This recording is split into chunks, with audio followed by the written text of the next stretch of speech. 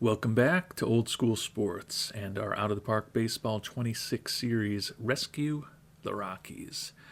And the 2038 season is off to a pretty good start for our Rockies, a 34-20 record, second best record in baseball, best record in the National League, and we've got a 2.5 game lead on the Padres in a competitive NL West thus far through the season. We've dealt with a somewhat difficult injury situation reasonably well thus far this season. Noah Schultz spent several weeks on the IL after missing most of last year. He is back now, and he has been effective while he has been pitching for us, although he is dealing with a sore back after his last start.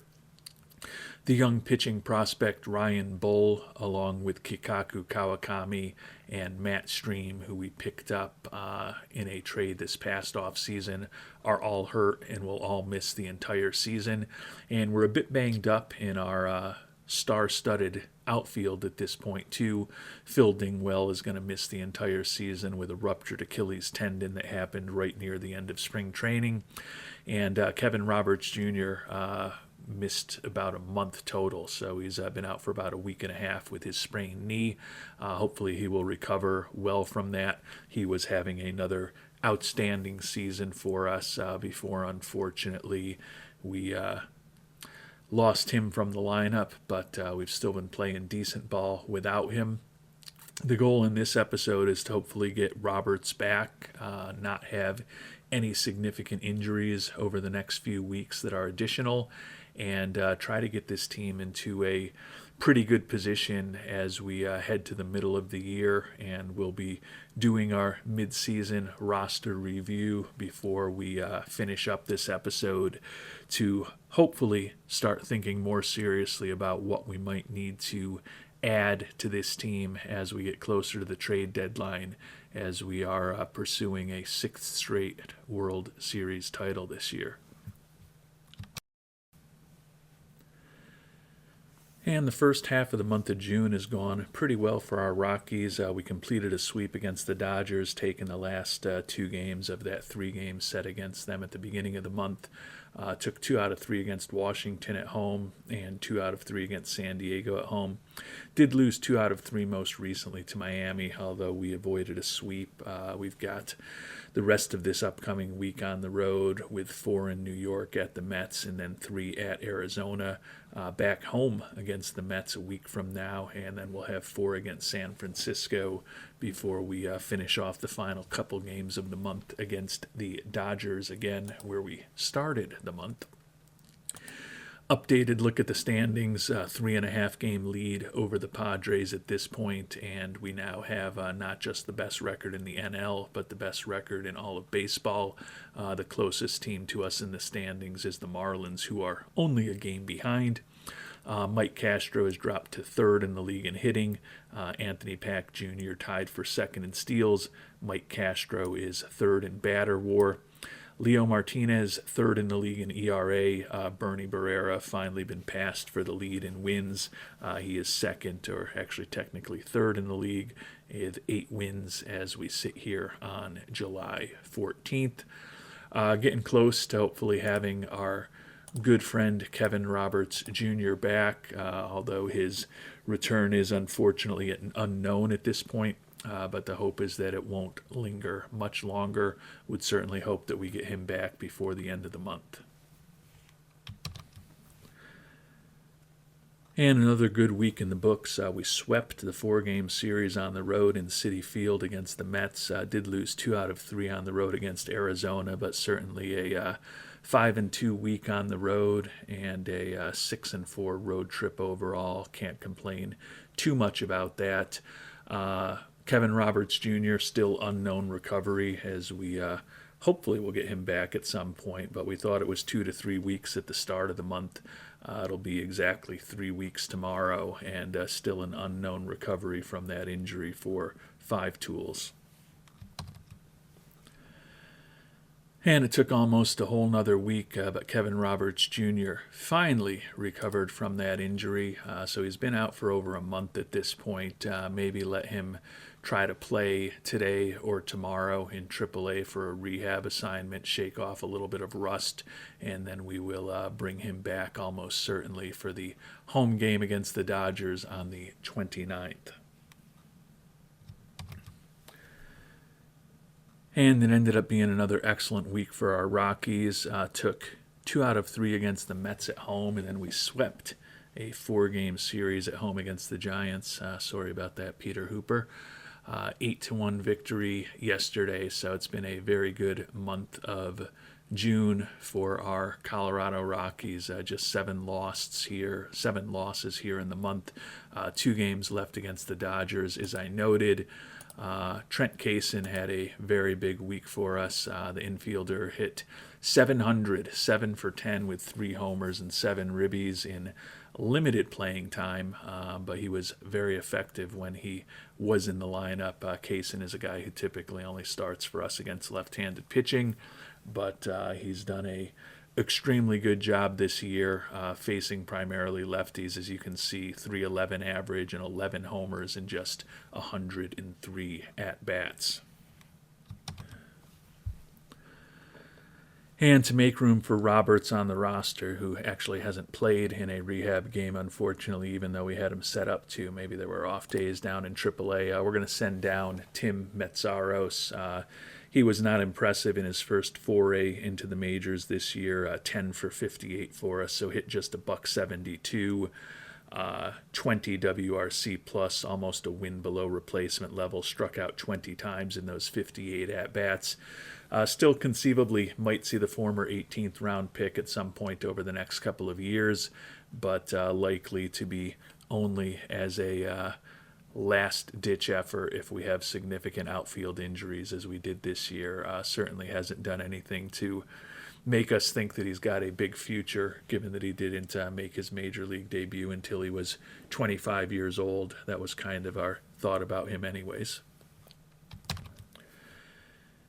And we ended up winning both of our games against the Dodgers. So as we sit here on July 1st, 10.5 games up on the Padres. We've won 7 in a row to close out the month.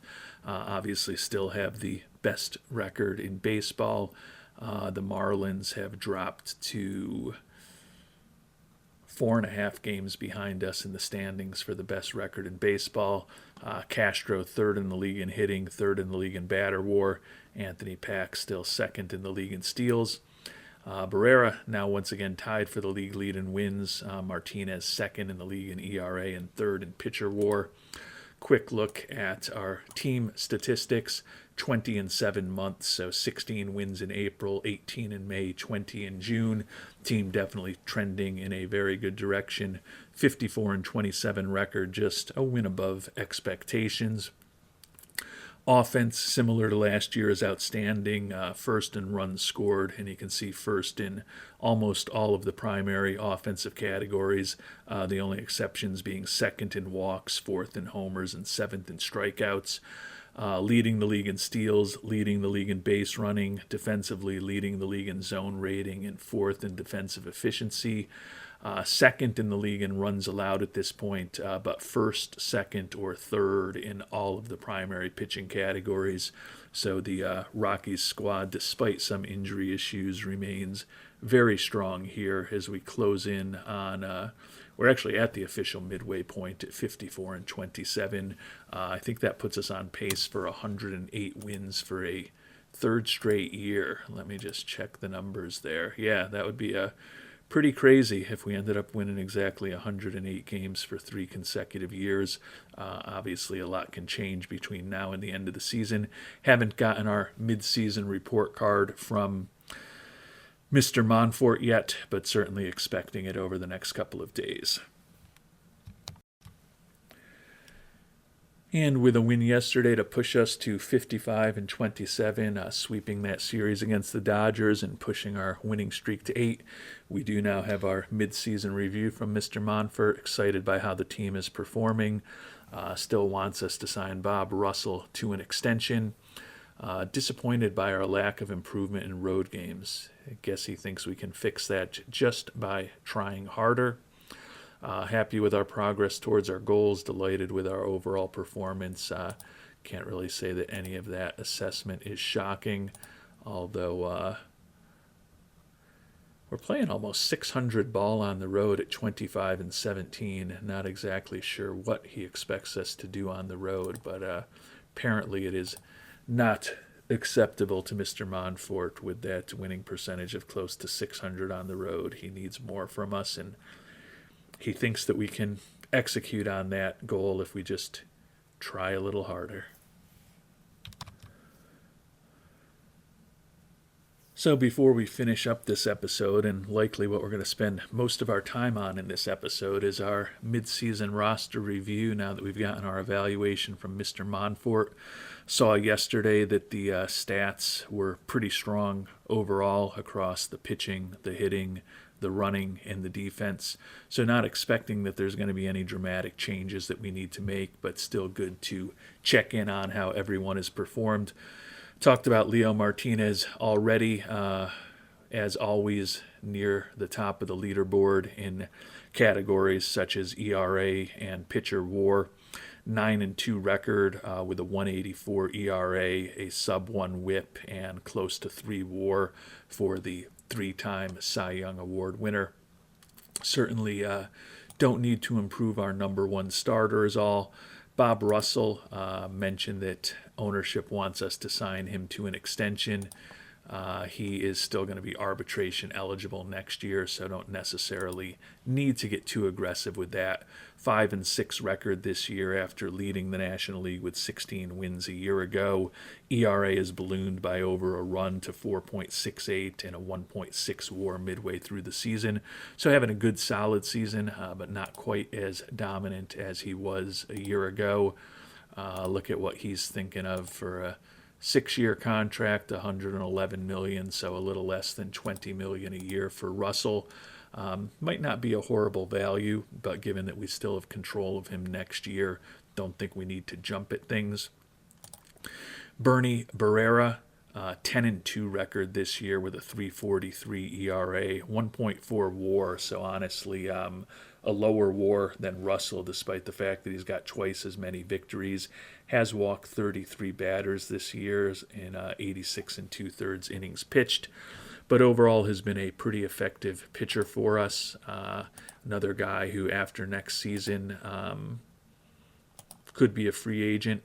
He's looking for 6 years at about $16 million a year. Certainly maybe consider extending Barrera, particularly considering his durability and that he's a homegrown player. Noah Schultz is the pitcher who's probably nearing the end of his run with us. 5-4 record with a 3.27 ERA, close to a win above replacement. Looks like as he heads into his mid-30s, is now fragile physically and is not the pitcher that he was when he was a huge free agent signing for us, I think 6.5 years ago. But still a good, solid major league pitcher. Probably overpaid at $25 million for a fourth starter, but with a lot of these guys still in their arbitration years, we can afford it. Last but not least, Aaron Bell, 5-6 with a 4.34 ERA. His 2.2 WAR is actually second best among our starting pitchers, behind only Martinez. He's only allowed 6 home runs in 85 innings this year, and his Sierra is almost a run lower than his actual ERA. Bell, another guy set to potentially become a free agent after next season. He is looking for 6 years, $72 million, so a little less than, or exactly $12 million a year, although the numbers there of $11.6 million a year don't quite add up. But Bell certainly, I think, less likely that we'll pursue a long-term extension with him than either Barrera or Russell. If anyone in the Worldwide Scouting Department has thoughts on what we should do with some of those pitchers as we try to envision what this rotation could look like down the line, always helpful to get that type of feedback. Looks like I've screwed things up a bit. I didn't realize that I had Adonis Valera in the stopper role rather than the closer role. So that's why he's pitched 60 innings. Fortunately, he's pitched a very effective 60 innings for us. 13 saves on the year and 41 games pitched, sub-2 ERA. Has given up 9 home runs this year, just slightly above replacement level when we put all of the numbers together. So hopefully Anthony Valere will have a less heavy workload the second half of the season than he had. I'm not sure exactly when that happened, but obviously intended for him to be our closer. Justin Gibson had a few rough outings early in the year when he came off of the IL and we didn't send him on a rehab assignment. So he's been pitching better of late. That said, his ERA is still over 5 for the year, so it hasn't been great. 5-3 record, 10 holds. He's pitched in 31 games with those 10 holds. He has had a streak of leading the league in games pitched 6 straight years and holds for 7 straight years, given that he missed the first few months of the season and he hasn't been as great as he's been in the past. I think those streaks are likely to come to an end this year. Another important reliever having an off year, Josh Joss. 5.48 ERA over just 23 innings pitched. Still better than half a win above replacement. Struck out a ridiculous 37 batters in 23 innings pitched, although he has walked 14 this year. Certainly looking at his profile, we don't have any real concerns. Would expect his second half to be better than his first half. Chris Kennedy, having another very strong year for us, 3.16 ERA with 58 strikeouts in just 37 innings pitched. So we have some guys in the back end of our bullpen that are very effective. The lefty reliever, Jason McKinney, who we traded for this past offseason to take over as a lefty out of our pen for Wellington Herrera. ERA of close to 5 over 28 innings pitched, has given up 5 home runs, basically been replacement level. Certainly hoping for more from him going forward, but looking at his profile, don't really anticipate making any changes there. Melvin Reyes, this is really nice to see because he had a rough year in the majors for us last year with an ERA of about 6.5 over 33 2/3 innings. This year, a 0.47 ERA. Has pitched only 19 1/3 innings, a microscopic 0.62 WHIP, better than half a win above replacement, and his ERA plus is a ridiculous 9.50 at this point. Reyes certainly, if we continue to have some of our setup men struggle, could take on a more prominent role. But right now, at least good to see him performing the way that we kind of expected that he would, although I can't say that we expected him to have a 0.47 ERA. Would hope that reality for him is a little closer to that than the 6.42 ERA he had a year ago. David Guadron got to start a few games for us while Schultz was hurt. 3-1 record in 18 games pitched, including those 4 starts. 2.22 ERA over 52 2/3 innings with a win above replacement. The 25-year-old former first-round pick out of the University of Illinois Springfield has become a good, solid lefty long reliever for us. And I think we're very comfortable with him taking over a 5th spot in the rotation for us if we have some injuries, or potentially a year and a half from now when we likely won't have Bell on the team, probably won't have Schultz on the team, could be facing a situation where we need him to take on a more prominent role at that point.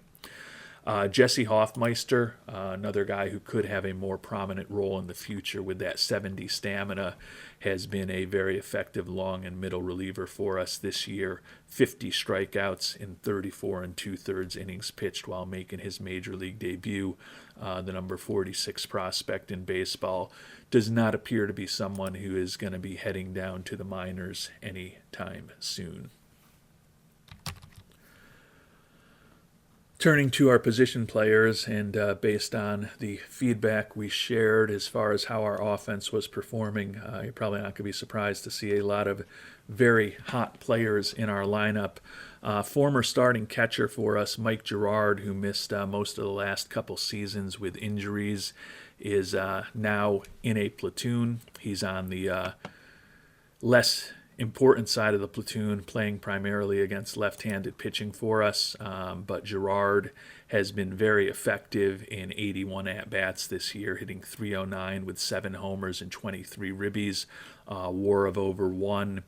As I noted, hasn't played much these last 2 years, only 20 games in 2036. Got hurt, suffered a setback, and missed all of 2037.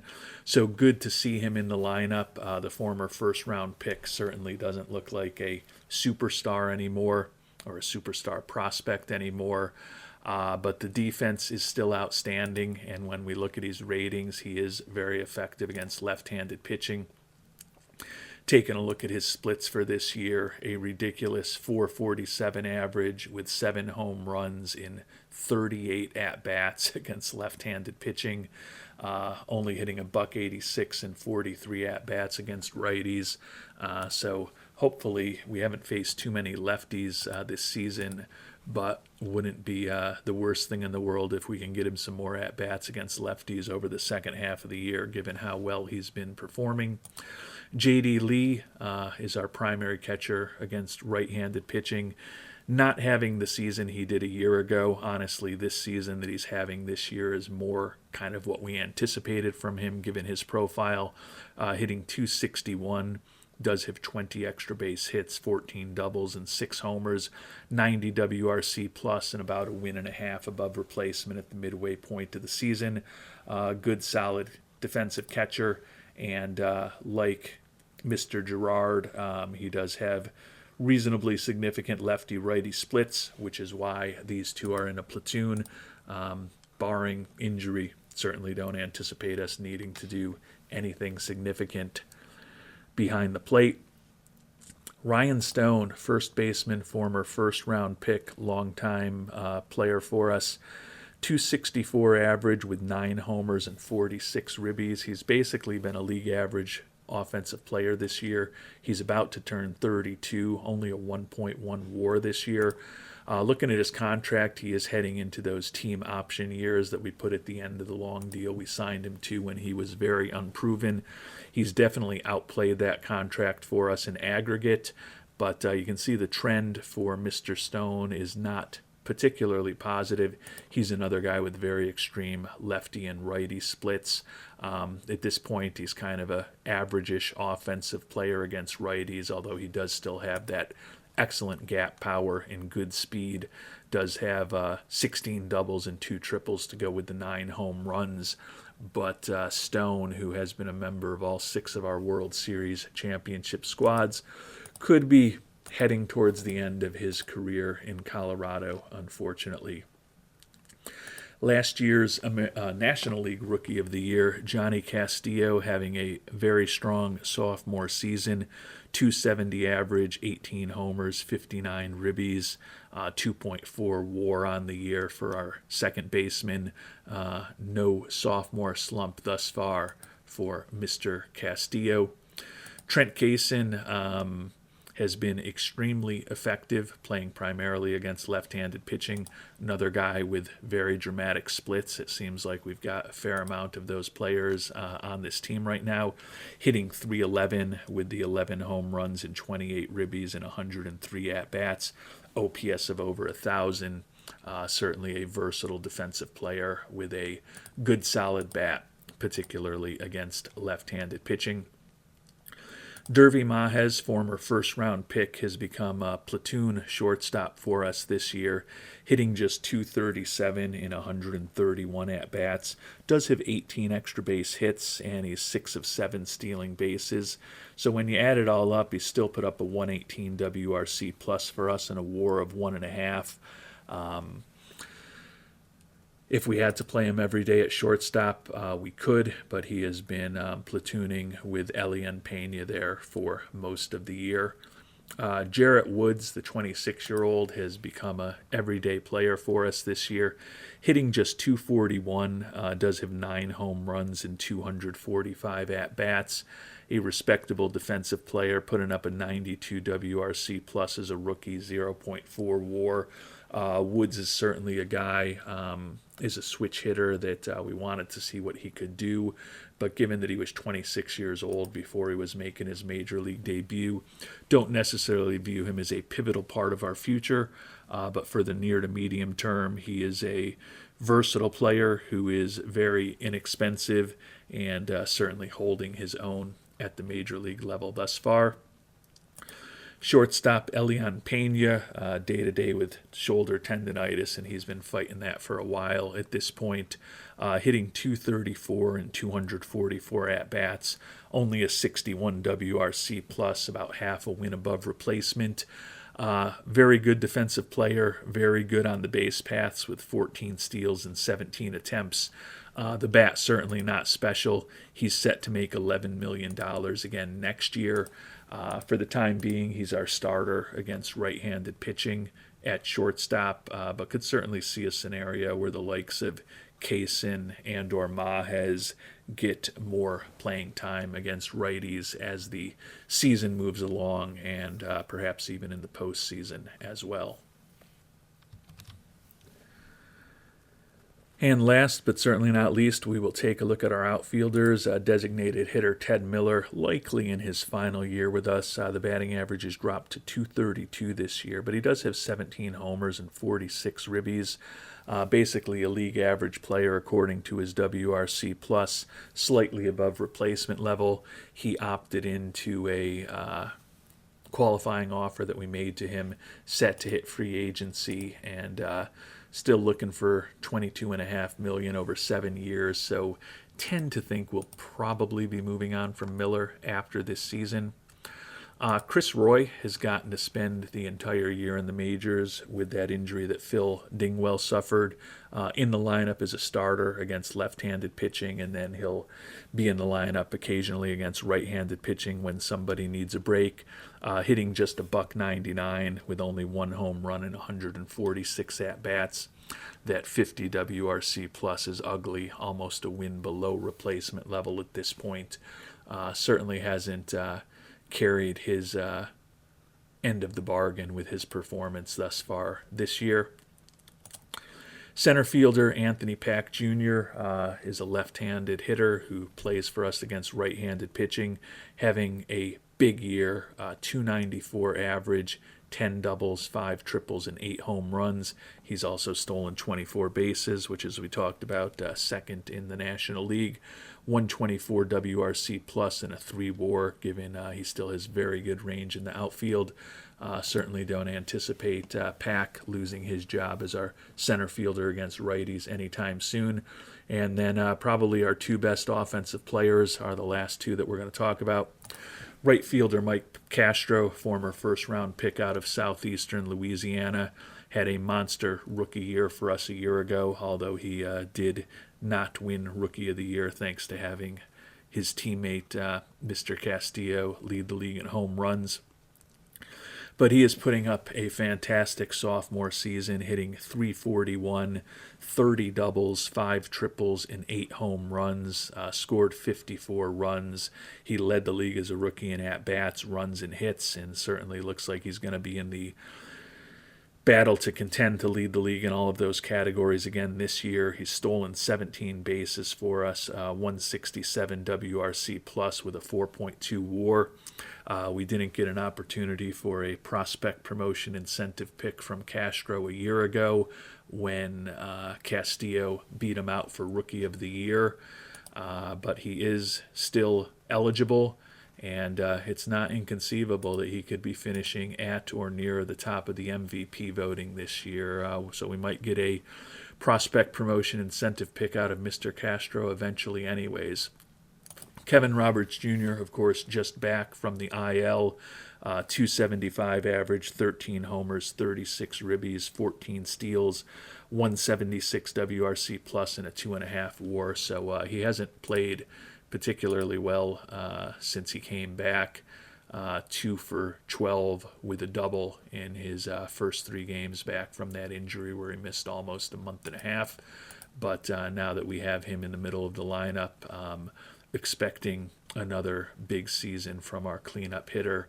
Unfortunately, the injury probably keeps him from his first potential 40-40 season. Probably will keep him from being a serious contender to win a fourth MVP award. But still expecting big things from Kevin Roberts Jr. over the second half of the year.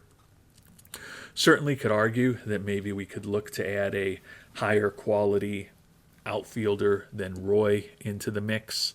And certainly you could argue that maybe a higher quality infielder into the mix is something to consider as well. Don't think there's a ton of moves we have to make given the way this team is playing, but we do have about $25 million to bring some players on via trade if we need to have a contract dumped on us and bring on a guy as a rental.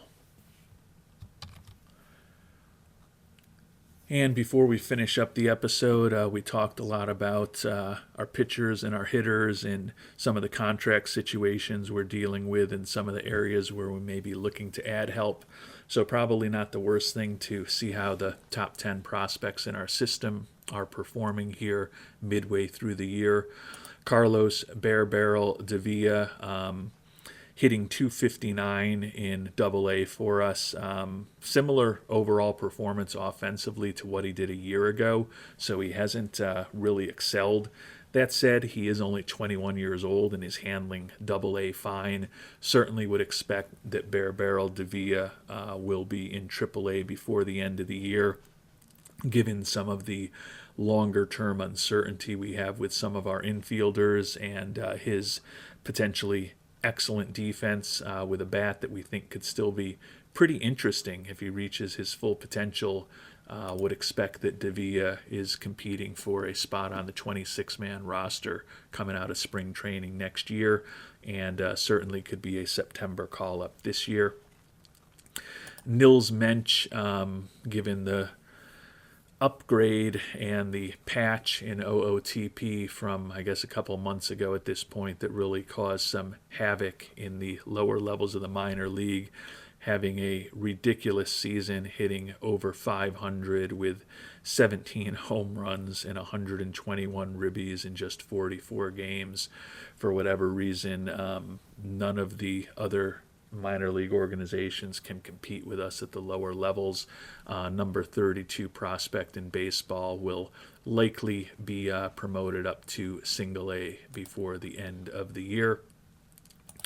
Mike Witherspoon, former first-round pick, suffered a rotator cuff strain over a month ago. Should be back and healthy in a week. Was 5-1 with a 4.80 ERA in Double-A Hartford before he got hurt. The number 36 prospect in baseball still has a profile that suggests he could be a important member of our rotation in a couple of years. Given that we do expect there to be some turnover in the rotation, his development's going to be critical for us.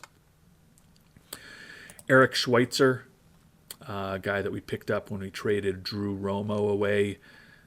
20 saves in Double-A Hartford, although the ERA is an ugly 5.10. Would expect that we'll be promoting the 22-year-old up to Triple-A in the not-too-distant future, and he certainly could be competing to be a September call-up in the not-too-distant future.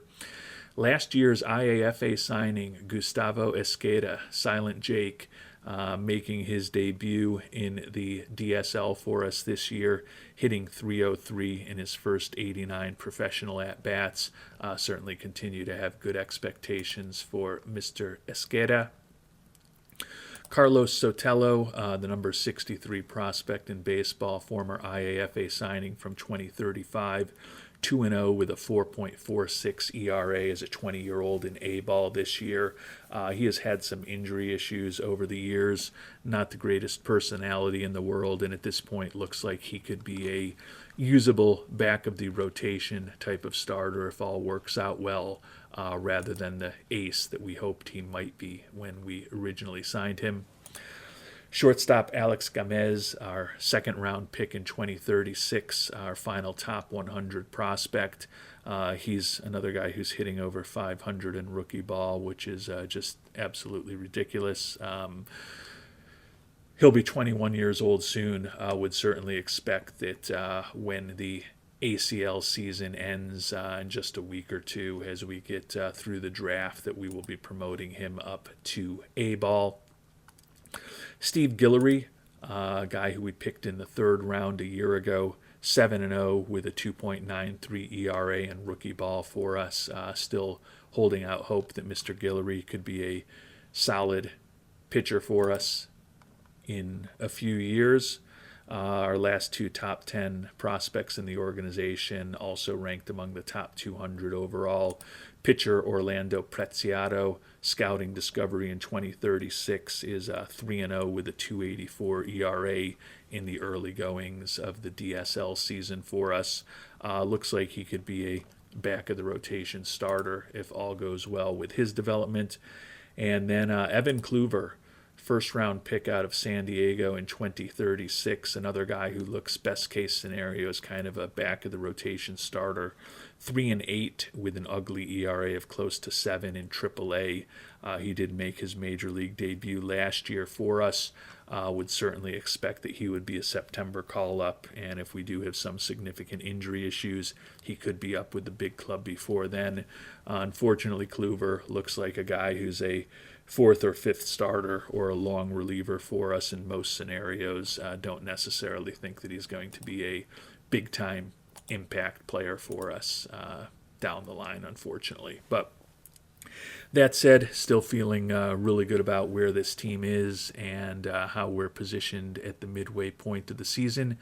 Next time around, we will sim ahead another week or so as we approach the All-Star break, but more importantly, we will sim ahead to the draft and take a look at the draft pool and hopefully get some thoughts from the Worldwide Scouting Department on what we should do here in 2038. Until then, thanks so much for watching, and hope you have a great day.